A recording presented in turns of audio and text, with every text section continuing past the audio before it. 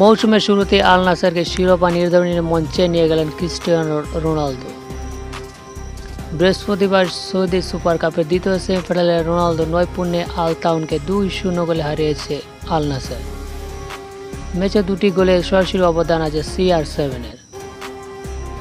আবহার Prince সুলতান B Abdul Aziz sports সিটিতে match শুরুর ৮ মিনিটের মাথায় দলকে এগিয়ে নেন আয়মান ইয়াহিয়া, তবে সেই গোলে ভূমিকা আছে পর্তুগিজ সুপারস্টারের।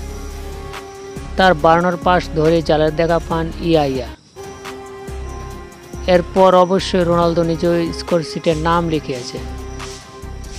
ম্যাচের দ্বিতীয়ার্ধের ৫৭ মিনিটের সময় সুলতান আল ঘানামের পাস নিজের নিয়ন্ত্রণে নিয়ে বল জালে জড়ান রোনালদো, যা তার ক্যারিয়ারের ৮৯৬তম গোল।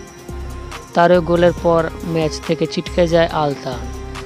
এরপর বাকি সময় চেষ্টা চালালেও গোলের দেখা পায়নি কোনো দলই। তাদের ২-০ গোলের জয় নিয়ে সৌদি সুপার কাপের ফাইনালে পা রেখেছে রোনালদো আল নাসের।